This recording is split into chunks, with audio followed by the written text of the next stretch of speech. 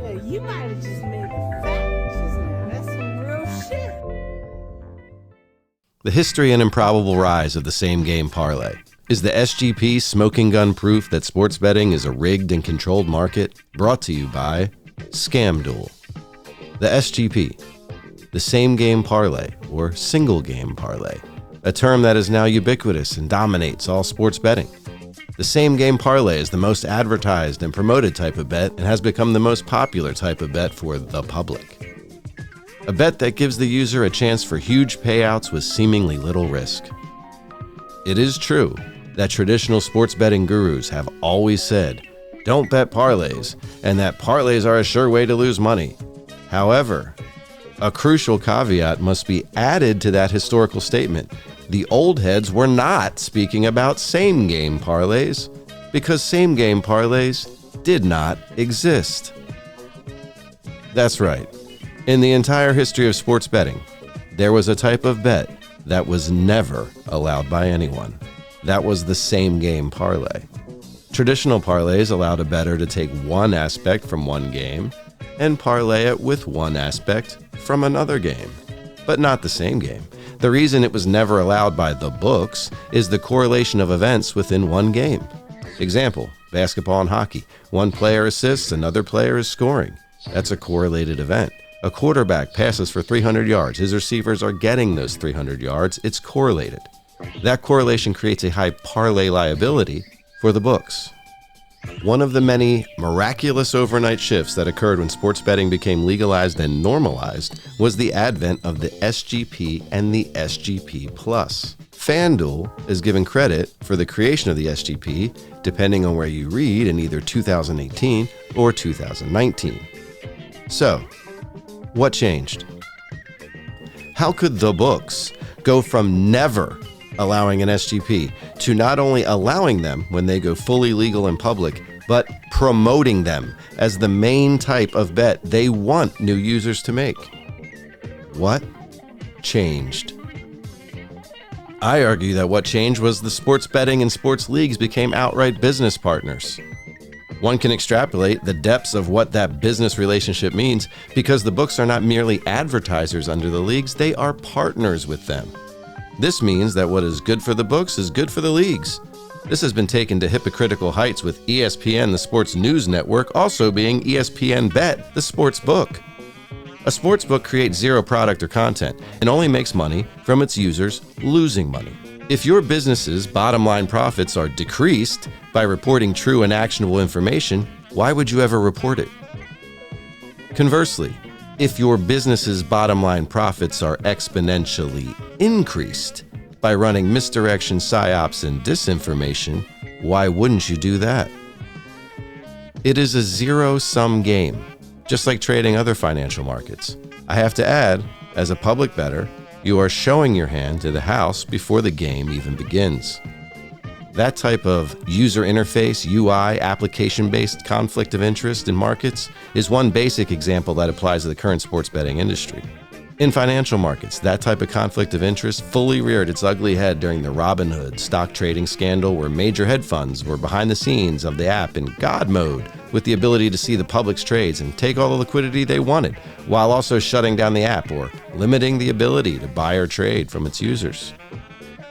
Back to SGPs. Since this type of betting was never allowed due to liabilities for the sportsbooks, one would think that sharp players could hit SGPs with relative ease with the amount of correlation involved. However, as you know, the house always wins. As fans witness exponential rises in bizarre referee behavior, inexplicable coaching behavior, a parabolic rise in the amount of unwatchable NBA blowouts with starters sitting the fourth quarter, all-time high block shots in hockey, all-time high hit by pitch in baseball, all-time high unders in the NFL, obvious point shaving, quote-unquote injuries at the most opportune time for books to capitalize, historic comebacks on a regular basis, and players who continually stop or are pulled by coaches 1 yard or 1 point shy of key numbers, which leaves the average punter just close enough to keep trying again. Think of it like a programmed slot machine or a programmed stuffed animal claw machine. The house knows exactly what it's going to pay out, if at all. All the while in sports betting, there's no regulatory body protecting the consumer. The ability for a full spectrum of insider trading and exploitation of the system is widely available to every stratum of the sports industry, and nobody is policing or legislating any type of control or oversight. It is beyond the Wild West. It's practically a license to lie, print money, steal, cheat, and kill.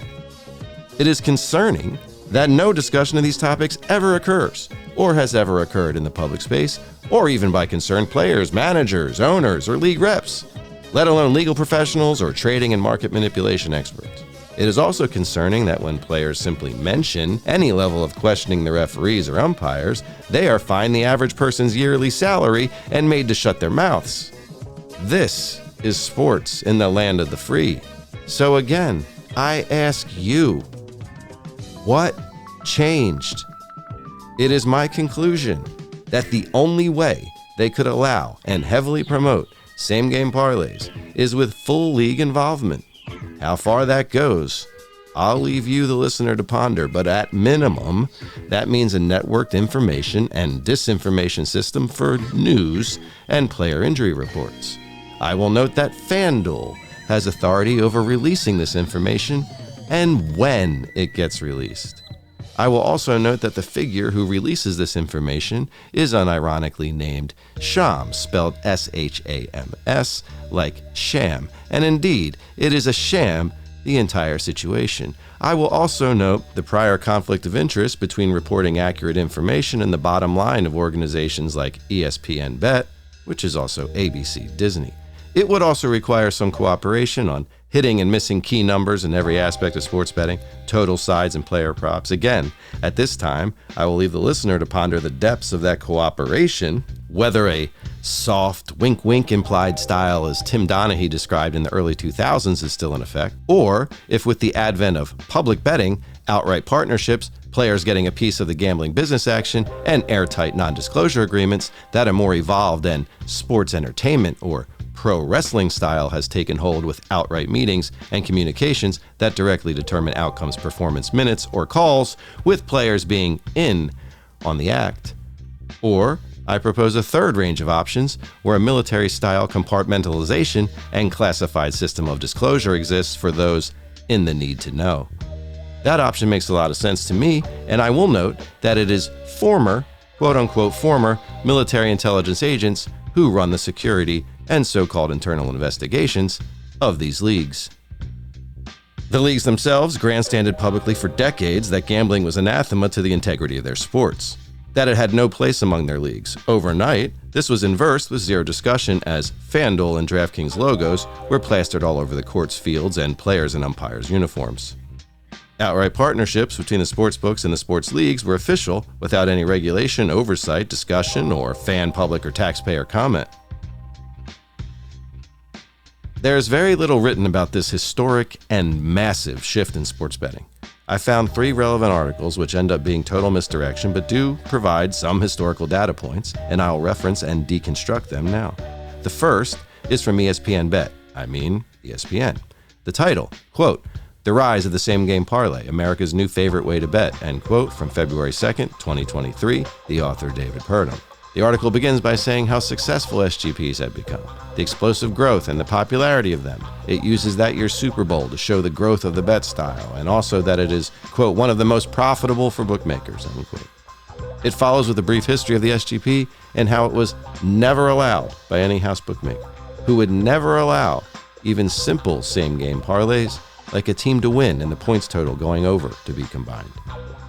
Then the misdirection begins. First, it is said that, quote, "Old school bookmakers, hindered by technology of the times, were afraid that the margins built into their parlay payout odds were not wide enough to account for any correlation," end quote. This is immediately echoed with a quote from Art Manteris, who ran the Caesar's Palace book for 40 years, who says, quote, "Not only do we not have the technology to automatically adjust prices, we also didn't have the know-how. Today's systems have the ability to analyze the data in real time automatically. Old school bookmakers just couldn't do that. If you have the math and the ability to adjust like they have today, it can be very lucrative," end quote. Right. Because that real-time data moving math accounts for pre-game placed SGPs, right? Adjusting is the reason that they can offer and promote an insane amount of correlated events pre-game, now, when even two simple ones couldn't be offered for all sports betting history. Try again. The ESPN writer then triples down on nonsense with his fake history on how SGPs were born. This is entirely fiction, defies logic, and is complete misdirection, but I'll recall it here.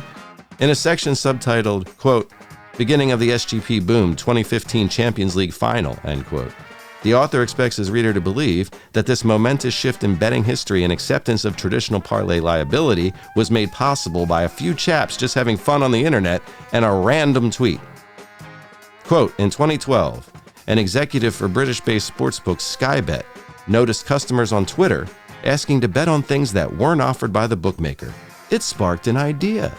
Soon, like a disc jockey on the radio, Skybet began taking requests and asking their traders to come up with odds on the bets in demand. Request-a-Bet was born. It really was as organic as that," Robert Allen, director of brand trading for Flutter, the parent company of Skybet and FanDuel, said. Quote, "It was just designed to stimulate engagement and conversation between the brand handle and our customers." Breaking from the article for a moment, I want to point out that, number one, ESPN is telling you that the consumer basically created the SGP, not the bookmakers, and more importantly, number two, that FanDuel and Skybet and other books are all owned by an even larger parent company named Flutter. Critically, number three, nowhere in Robert Allen's explanation is how they solved the correlation problem. According to his story, it was just 16 traders sitting around coming up with lines off the top of their heads for requested bets. Do you believe that? I don't.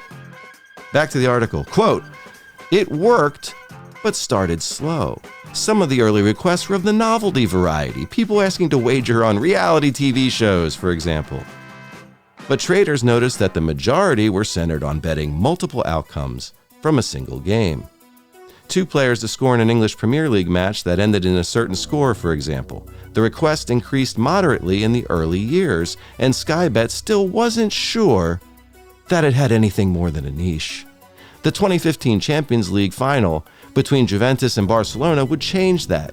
Allen said Skybet had taken approximately 3,000 requested bets in the three previous Champions League finals. However, they took 92,000 requested bets on the Juventus-Barcelona final in 2015. Lionel Messi and Barcelona won the 2015 Champions League final, a game which changed how bettors viewed sporting events. Quote, "That's when we realized that this really was a thing," Allen told ESPN. Quote, "What we thought was a niche was not a niche," end quote. Right. Just got lucky, I guess. The most accurate industry in history just stumbled into Same Game Parlays, got a 30,000x increase in bets on its first big event, and had an awakening in that moment that they were on to something.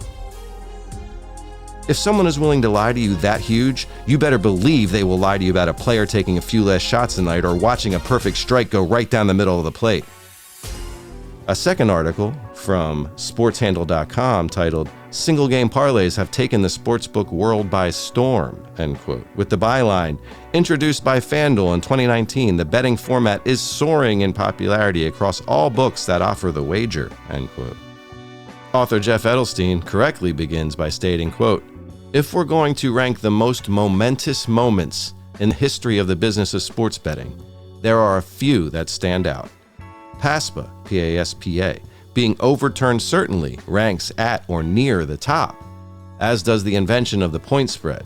That was thanks to Charles K. McNeil, a Chicago fellow who came up with the idea back in the early 1940s. But in recent months, a new item on the menu for sports bettors has taken hold, and based on early returns, it's not so far-fetched to say the single game parlay will one day be held up as a shining example of, well, massive profit for sportsbook operators, but also as a turning point for the sports betting industry. Called different things by different sportsbooks, mostly because the term Same Game Parlay is currently being reviewed on behalf of FanDuel by the United States Patent and Trademark Office. The idea is simple. Bettors can choose items to parlay together from the same game, and it has exploded. Introduced by FanDuel in late 2019, it has been quickly copied by virtually all the major online sportsbooks, and with good reason. Regular old parlays have long been cash cows for the business, according to a study by UNLV's Center for Gaming Research. The average Nevada sportsbook, and this was based on nearly 2 decades worth of data, has a win percentage on parlay wagers of around 30% compared to 6% on all other wagers. And while no sportsbooks were ready to hand over their financials for this story, 2 of them did come forward to give some idea of how popular single game parlays have become. The numbers are sock-knocking. At FanDuel, nearly half of all active users who bet on the NFL have, and remember, I'm breaking from the article for a second. Remember, this is an old article when they first came out. Anyway, at FanDuel, nearly half of all active users who bet on the NFL have placed a same-game parlay on the NFL this year, and over half of new users place a same-game parlay bet within their first week on the site. At BetRivers, where they currently only offer single-game parlays on the NFL, I wonder why, offer 40% of bettors have already placed a single-game parlay this season, and 20% of all bets have been single-game parlays. Again, remember that this article is old and these numbers are way up since this time. Back to the article. Read that last bit again. This brand spanking new method of betting is accounting for 20% of all NFL bets at a major American sportsbook, and it really is brand spanking new. Prior to FanDuel introducing them, good luck finding a sportsbook that was willing to let you correlate anything. The people in the Vegas market who have been around sports betting for years and years, we call same. Now this is let me go back here. This is a quote from an old school bookie here named Johnny Avello. Quote, "The people in the Vegas market who have been around sports betting for years and years, we call same game parlays betting the money line and the total," said Johnny Avello, the director of the DraftKings Sportsbook. But say, when there is a correlation between a high point spread and a low total, the books wouldn't take that kind of action. As for the why, Avello believes it's the oldest story in the book, no pun intended. A small wager that can potentially lead to an outsized payday. Quote, "When I look at the menu and we put out for the customer, there's all these player props, game props, and now you got the single game parlay," Avello said. "So when I looked at everything initially, I said, okay, same game parlays. Why would they be that popular? Will people really want to parlay these type of props? But as I watch them play, I understand you can't get those type of returns anywhere else. When you have a chance to put 6-7 different items together and you can connect, the payoffs are pretty good, enough to get you excited for a $10 bet." End quote. This next part, I'm leaving the article here. This next part really splits hairs, and we're going to get into some fine detail here, but stay with me because this next part is where the industry does try to explain how they can allow them. Their reason is the house builds in more odds advantage in their favor, and the odds you get on correlated parlays are not true odds. Before I quote that argument, I will say even juiced odds allowing for correlation does not truly solve the correlation problem. But listen to the explanation and make your own assessment. Quote, "Of course, not everyone has a bright view of this shiny new toy. The professional gambler and co-founder of Unabated, Captain Jack Andrews, a pseudonym, acknowledges the allure of the big payday as the driving force behind the popularity of single-game parlays, but believes the sportsbooks have an even bigger edge than normal on these wagers." From pseudonymous Captain Jack Andrews, quote, "The average bettor has no way of knowing what the true odds are," Andrews said.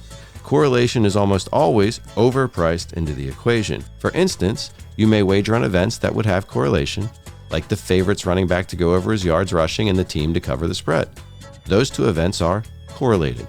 How much correlation do they have? Chances are the bettor doesn't know, but the book does. They price their SGP with that correlation factored in, plus significant padding. The bettor thinks they're getting the best of it, but fails to realize they are absolutely not."